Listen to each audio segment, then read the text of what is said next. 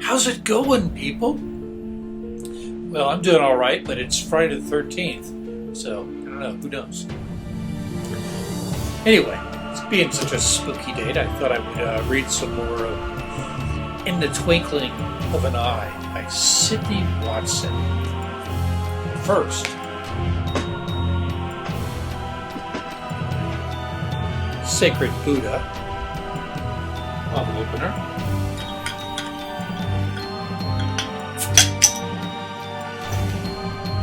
It's like magic.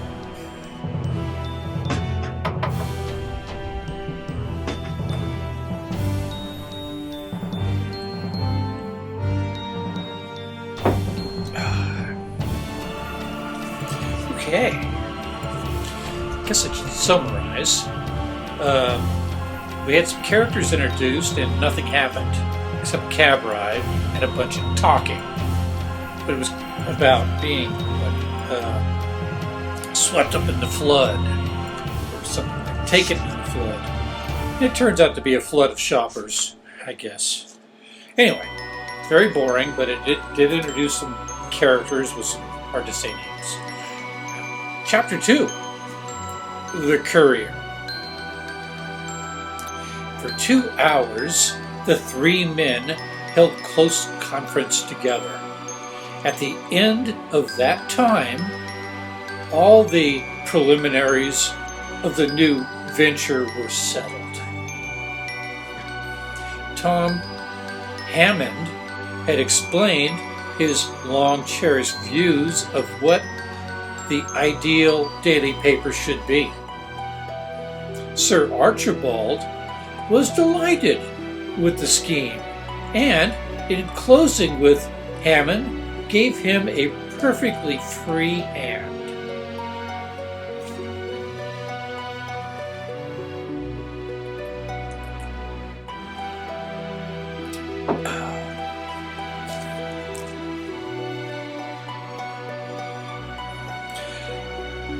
You were on the point of saying something about a striking poster to announce the coming paper, Mr. Hammond, said the old baronet. Baronet. Yes, Tom replied. I think a great deal may be done by arresting the attention of the people, those in London especially. My idea for a poster is this. That's right. Stand corrected. The name of the paper is to be The Courier. Very well, let us have an immense sheet poster, first-class drawing, striking but harmonious coloring,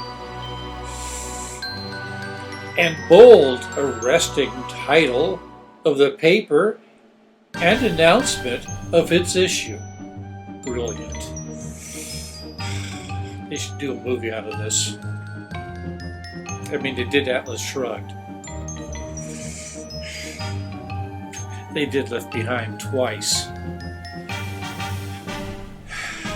Some people are a little slow. All right.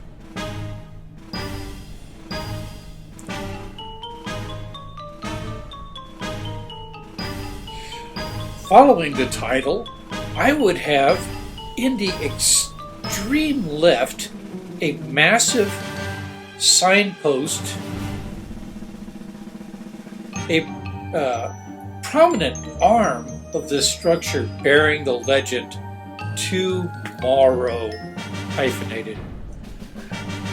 On the extreme right of the picture, I would put another signpost, the arm of which should bear the words, "The day after tomorrow."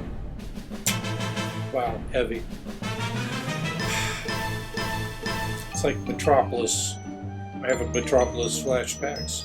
Fritz Lang. I'd rather be watching that than reading this, but make a good movie. couldn't be any worse. Do a period piece about the Crabsher. Think about that.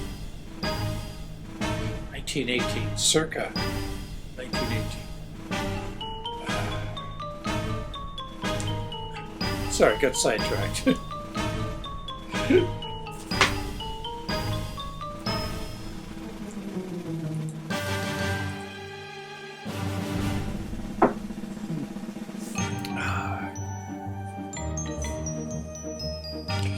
I would have a splendidly drawn mounted courier, the horse galloping towards the right-hand post, having left tomorrow well in the rear. I can just see a picture of it right now. That's too bad. The old baronet exclaimed, "Rush the thing on!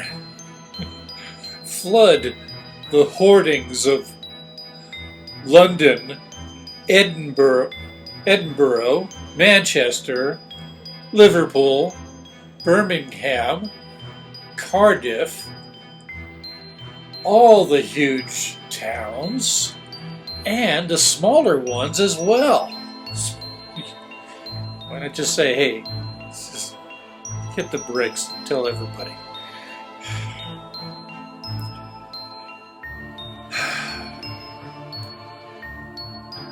If you can get hoardings big enough, otherwise, fuck those small towns. If they can get enough. Don't study the expense either in the get-up or in the issue of the picture. Don't let the pill sellers or Coca-Cola or mustard people beat us. I'm not making that up. Zoom in. Freeze frame. All right. Mustard people. Not at all insane. It is work of fiction, but not by Lewis Carroll. It's mustard people. Don't let him beat us. The old man sprang to his feet and paced the floor, rubbing his hands, crying continually. Good, good. We'll wake old England up. We'll toddle into lunch, interrupted George Carleon. That's the third summons we've had. Tom Hammond sat next to Madge at the luncheon and was charmed with her easy, unconventional manners. 1918. But his mind was too full of the new paper, of the great opportunity that had come to him so unexpectedly, to be as wholly absorbed with the charm of her personality as he might otherwise have been. He did not linger over the luncheon table.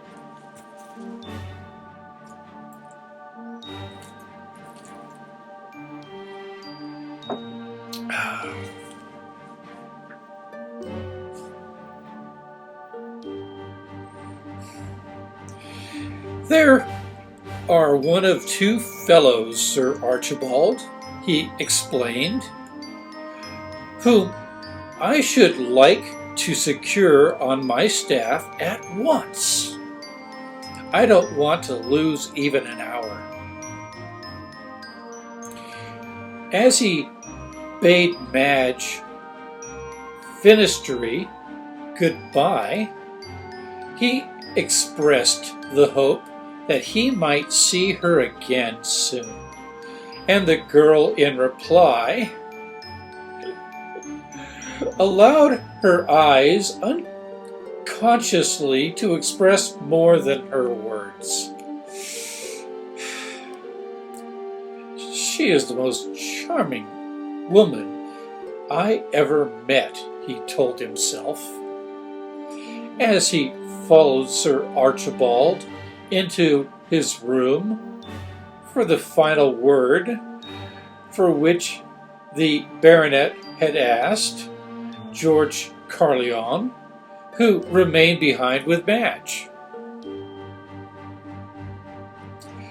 It was about the first working expenses I wanted to speak to you, Mr. Hammond, the baronet began.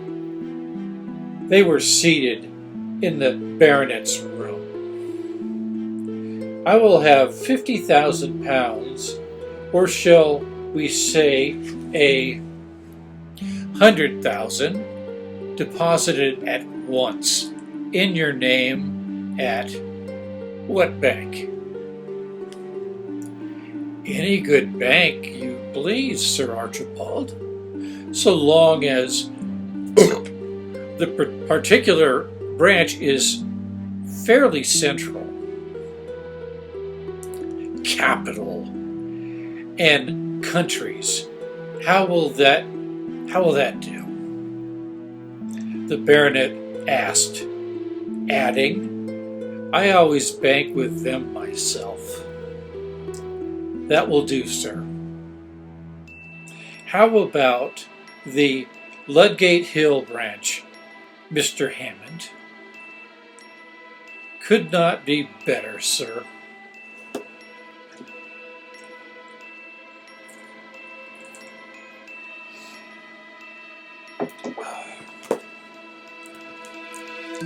Settle then, Mr. Hammond. There are a few more words exchanged between master and man, and then they parted. As Tom Hammond strode along the embankment toward Waterloo Bridge, his heart was the heart of a boy again.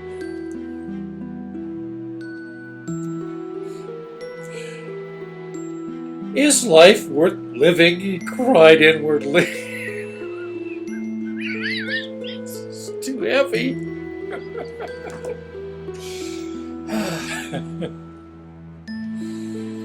Steady.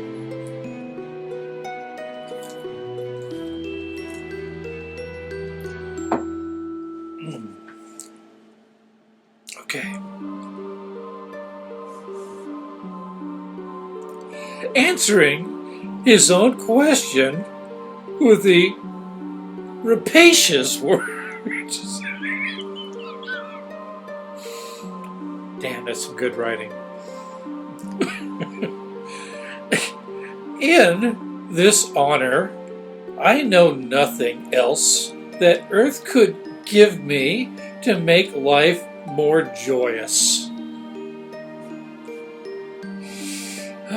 Quote-worthy.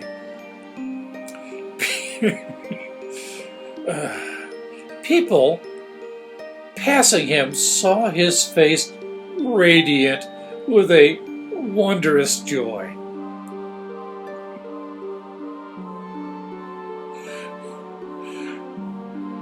It's rare to see peace even in faces in our great cities. It's a lot. It is rarer still to see joy's gleam. He allowed his glance to flash all around him.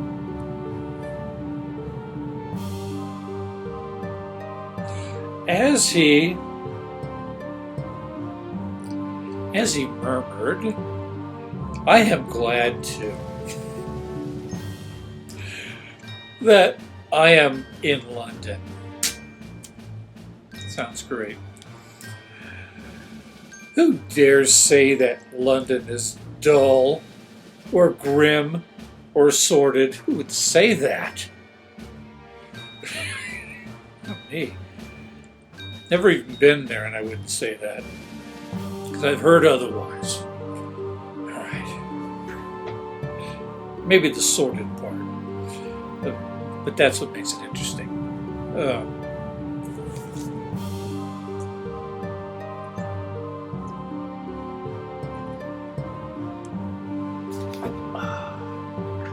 Call on the Buddha again.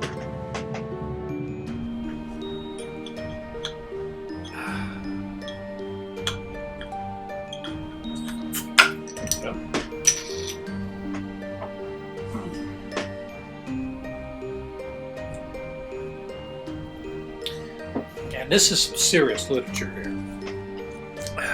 Just gotta stay lubricated here. Alright. He's joyous.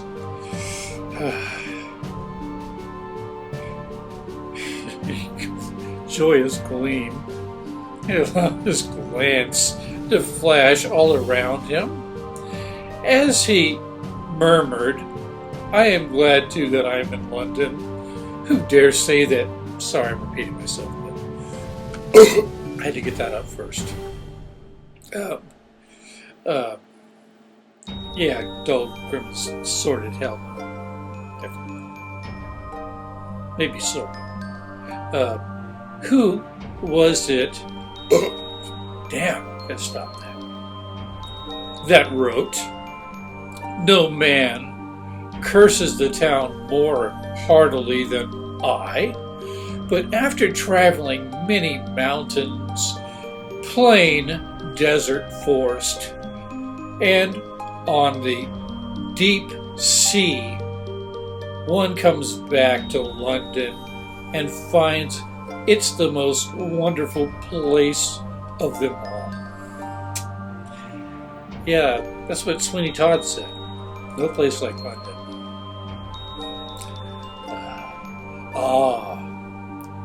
It was Roger Pocock, I believe, wrote that settlement. Roger Pocock. I looks towards your,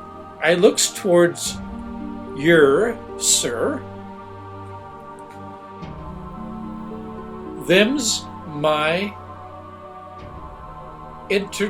interments. Wait. Sentiments. Sorry, it's an old book. Some of this font was wearing off. Circa 1950. And I believe it was a replacement copy because my grandparents had it like, I read that book a long time ago and it scared them. And my grandmother read it to us. This and then Mark of the Beast. Now I have those very books that they read to us. Somehow they're just not as scary. But then again, I'm just getting started. Alright, enough stalling.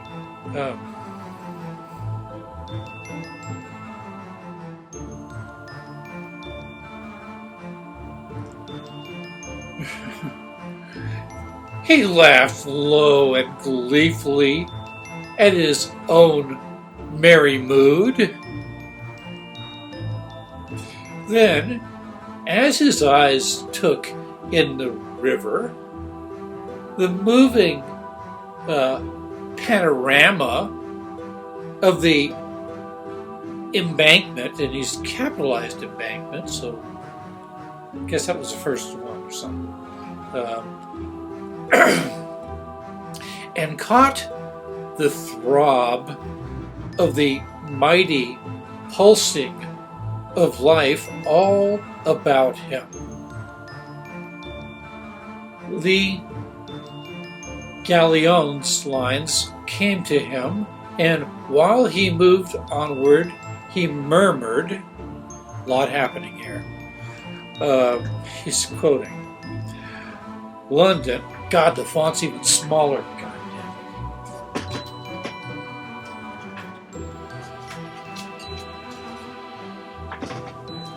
it." Ah, perfect.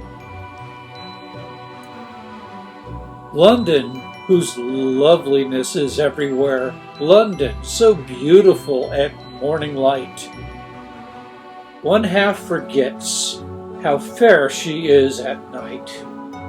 London as beautiful at set of sun as though her beauty had just begun.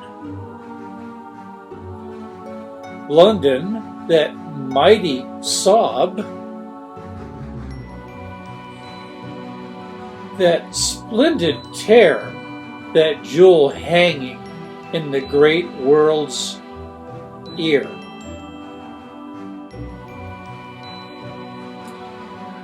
Ah, of your beauty changed no single grace, my London with your sad, mysterious face.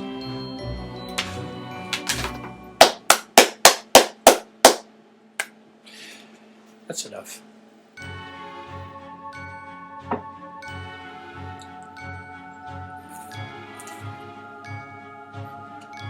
I deserve a reward after that. Okay. But anyway, that's some serious fucking poetry. Probably the author's own snuck in.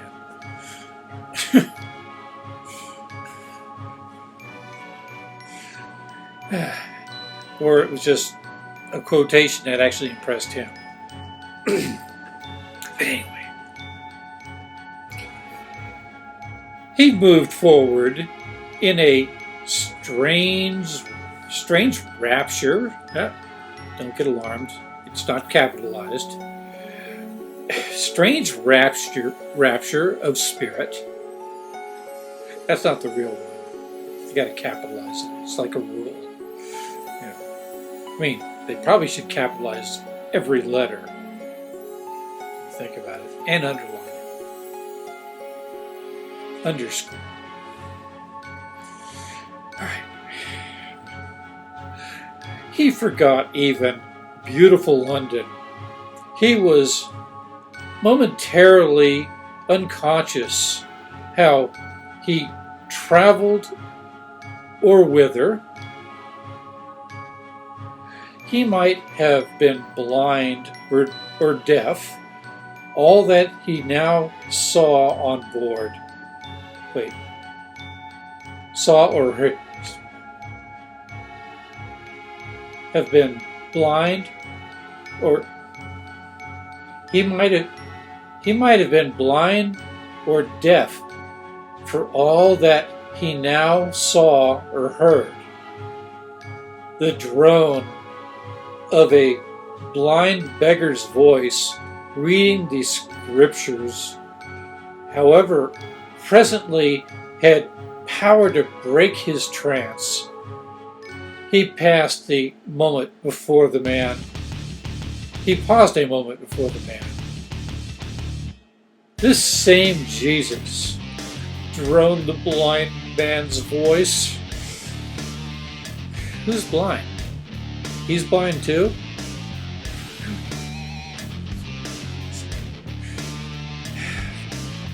Gotta pay more attention.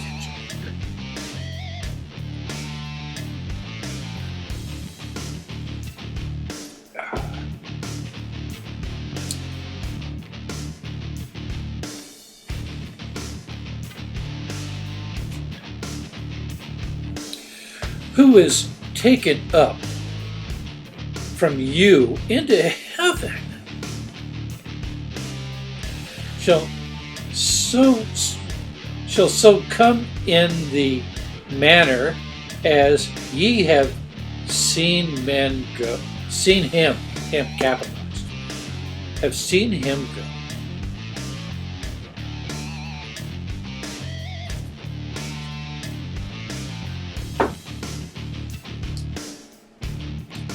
Hammond dropped a sixpence into the beggar's box and moved away.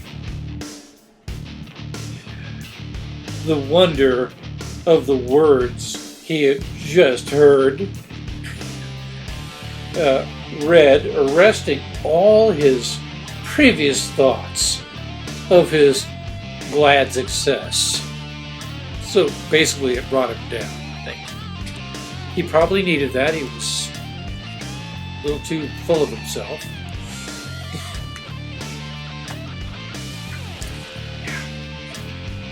Okay. Shall so come in like manner, he murmured. I wonder what it means. I wonder what it means. The next instant, a woman's pitiful voice filled his ear, crying. God, it's almost... Something needs to happen soon.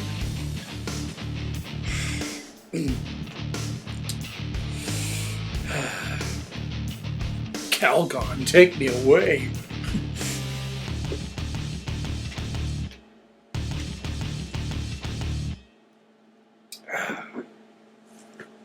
At least that's real.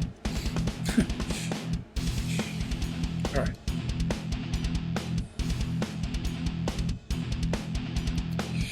For the love of God, good sir, give me the price of a piece of bread.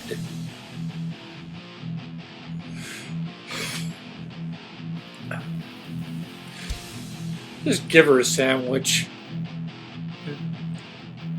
and some OJ or something.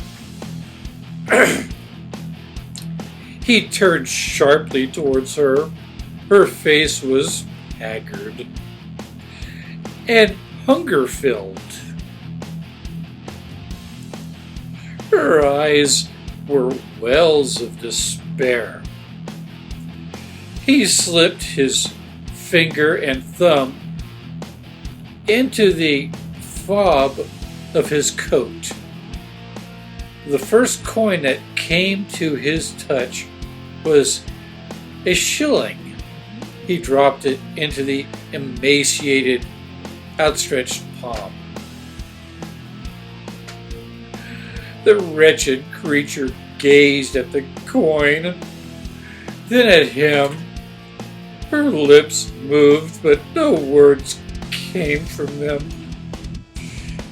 This is heavy. Her eyes filled with a rush of tears. He passed on. But the incident moved him strangely. Careful, man.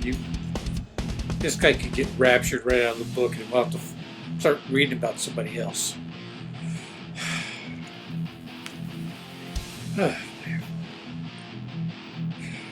I mean, I'd hate to have that happen because I'm just starting to bond with this guy. All right.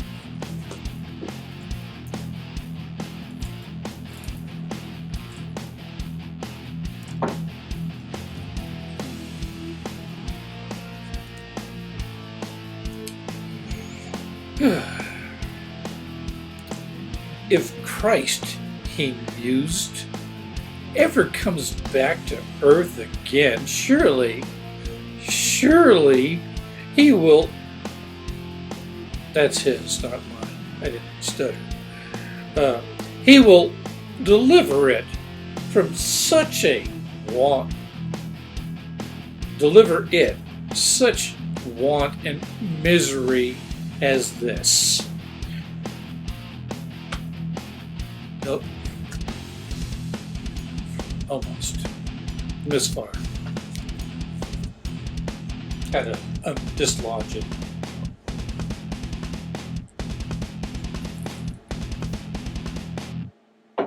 Okay. He paused and looked back at the woman. Her face was buried in her hands. Her form was shaking with sobs. Curiosity tempted him to go back. Nothing else was going on. May as well.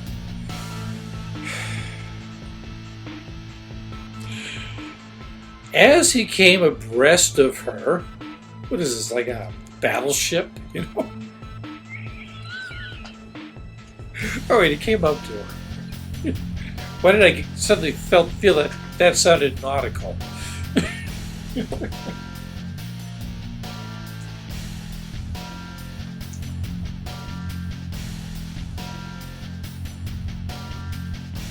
Oh, that's better. Okay.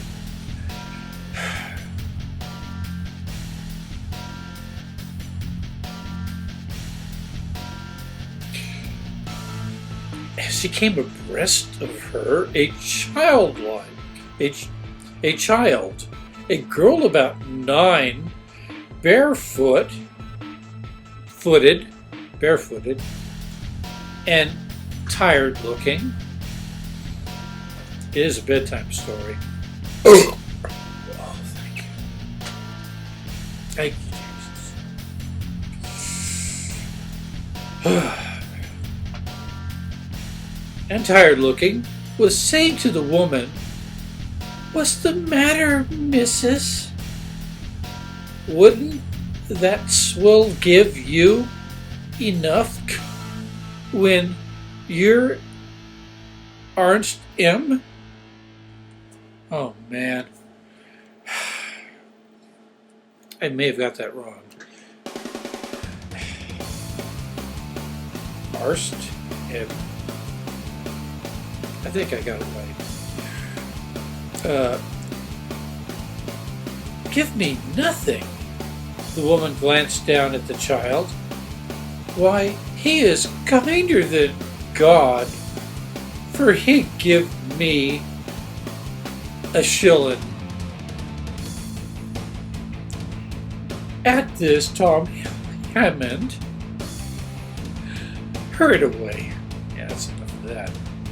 Hey, I guess that was the incident of this book. This chapter, excuse me.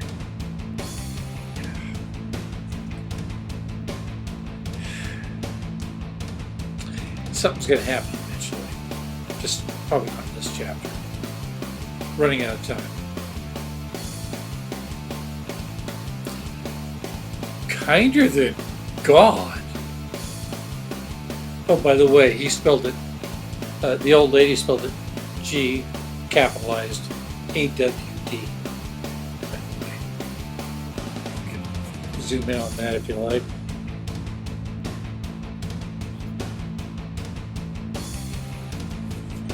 I believe you can catch that. Just got to freeze frame it at the right moment. Or not. G-A-W-T. Probably the first time, 1918. Maybe this is where it started. But after that, they started just capital G-O-T. It was just that one crazy lady. The tired one.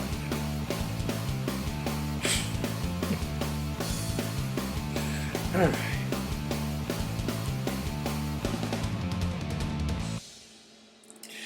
He was now mounting the granite steps to the bridge. Of course, this is dialogue. Of course, one knows better, yet how difficult of proof it would become if one had to explain to the poor soul and to thousands like her in this great city. I guess that was a soliloquy. This is fucking great, man. Or it's bound to become. For the first time since leaving Sir Archibald, his own joy was forgotten. The awful problem of London's destitution had supplanted London's beauty in his thoughts. End of chapter. And I don't know. I mean, maybe I'm being a little picky, but nothing really fucking happened, right? I mean, things were happening, but I mean, what was the point of the chapter? Anyway, he's working on it. It's 1918. Things were different then. I mean, the rapture was going to happen at any fucking moment, like a thief in the night, in the twinkling of an eye. It just didn't. Not yet. But soon.